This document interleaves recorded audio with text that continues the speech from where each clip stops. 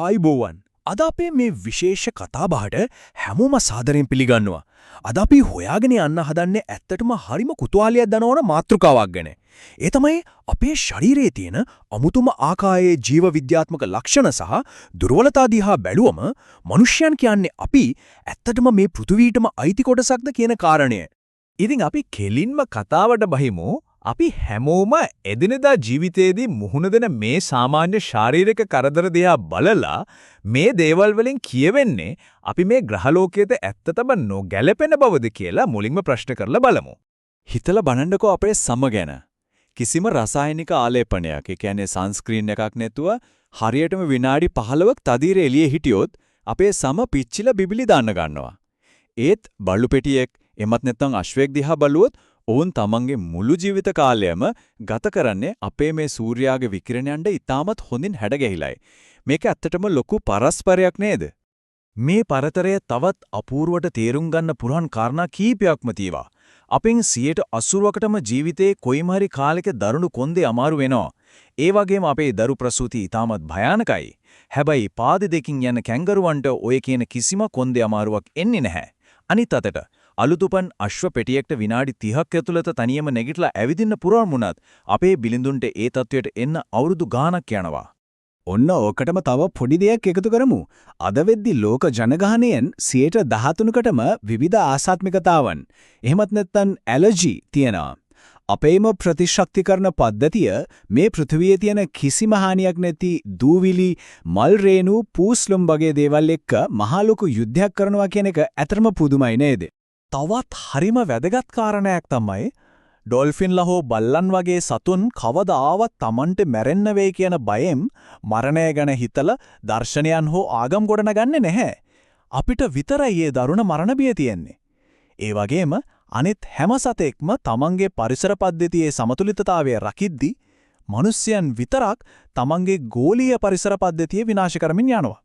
ඉතින් මේ 아무තු වෙනස්කම් ගැන පැහැදිලි කරන්න ගෙනාපු ඩිරෙක්ටඩ් පෑන්ස්පර්මියා කියන කතාබහට ලක්වුණු න්‍යාය ගැන අපි දැන් හොයලා බලමු. ලෝකයේ හිටපු අති දක්ෂ විද්‍යාඥයන් දෙදෙනෙක් මේකට අපූර්ව අදහසක් ඉදිරිපත් කළා.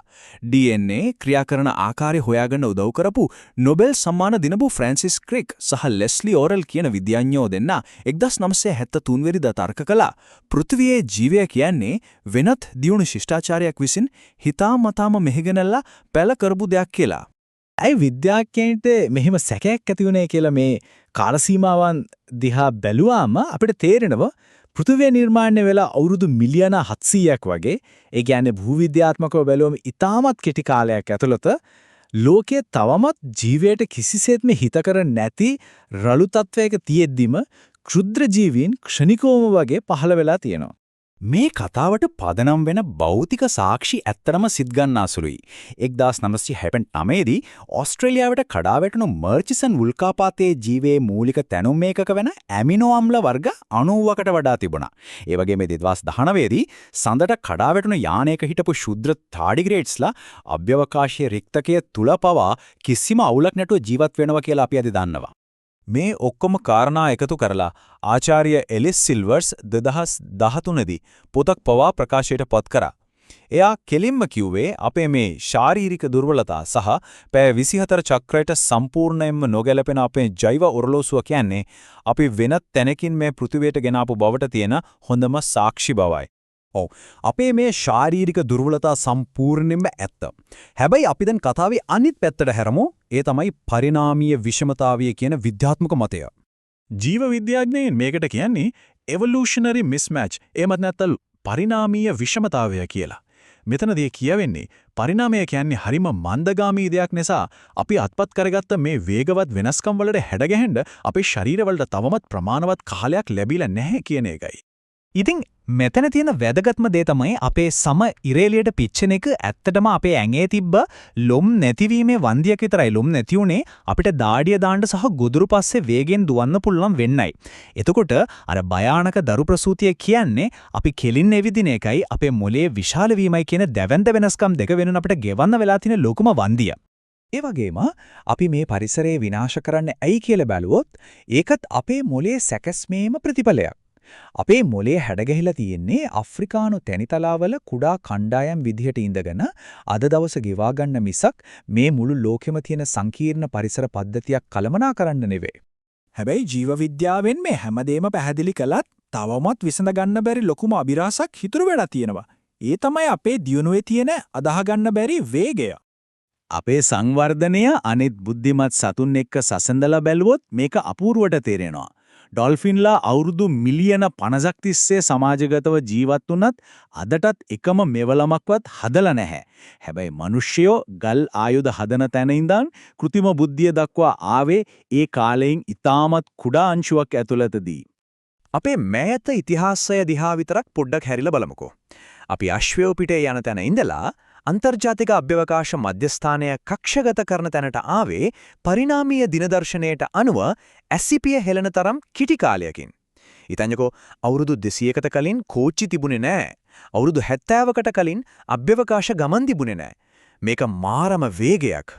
විද්‍යාඥයෝ මේ පෙර නුවූ විරු වේගය ගැන විවිධ න්‍යායන් ගොඩක් ඉදිරිපත් කරලා තියෙනවා. මස් සුයාගෙන කෑමෙන් මොළයට ලැබුණු අමතර කැලරි කතා කිරීමේ හැකියාව ලබා දුන්නු FOXP2 ජානයේ විකෘතිය සහ පරම්පරාවෙන් පරම්පරාවට දැනුම ලබා දීමේ අපේ හැකියාව ඒ අතරින් ප්‍රධානයි. හැබැයි ඇත්තම කතාව නම් අවුරුදු බිලියන 4ක පෘථිවි ජීව ඉතිහාසය තුල කිසිදාක දැකපු නැති වේගයකින් අපි මේ තරම් ඉදිරියට පැන්නේ ඇයි කියන එක මේ එක හේතුවකින්වත් සම්පූර්ණයෙන්ම පැහැදිලි වෙන්නේ නැහැ. දඩයක්කාර යුගයේ ඉඳන් මුළු ලෝකයේම පාලකයන් දක්වා ආපු මේ දැවැන්ත පිම්ම ඇත්තටම අභිරහසක්. විද්‍යාව කියන්නේ සාක්ෂිමත දුවන දෙයක්නේ. ඉතින් මේ මොහොතේ විද්‍යාවට දෙන්න පුළුවන් අවංකම උත්තරය වෙන්නේ අපි බොහෝ දුරට මේ පෘථිවියේම නිර්මාණයක් වුණත් අපිට තවමත් මේ කතාවේ සම්පූර්ණ පින්තූරෙම ලැබිලා නැහැ කියන එකයි. අපිට තියෙන කෑලි කිහිපයක් විතරයි. සමහර විට අපිට දැනෙන මේ මරණ බිය නොසන්සුන්කම සහ අපේ ඇඟට දැනෙන ශාරීරික අපහසුතාවයන්ම වෙන්න පුළුවන් අපිව මේ අභ්‍යවකාශය හොයාගෙන යන්න, රොකට් හදන්න සහ වෙනත් ලෝක ගැන හොයලා බලන්න තල්ලු කරන ප්‍රධානම හේතුව. ඉතින් අපි මේ විමර්ශනය අවසන් කරන්න කලින් අපි මේ ගැන පොඩ්ඩක් හිතලා බලමු. අපි මේ දුර්වල බින්දනසුළු ශරීරය හරහා අපි රාත්‍රී අහසේ තරු දිහා බලද්දී අපි නිකම්ම කුතුහලයෙන් පිරුණු සත්තු జాතියක් විතරක්මද? එහෙම නැත්නම් අපි මේ යටි හිතෙන් හොයන්නේ ආපහු අපේ ගෙදර යන්න පාරද?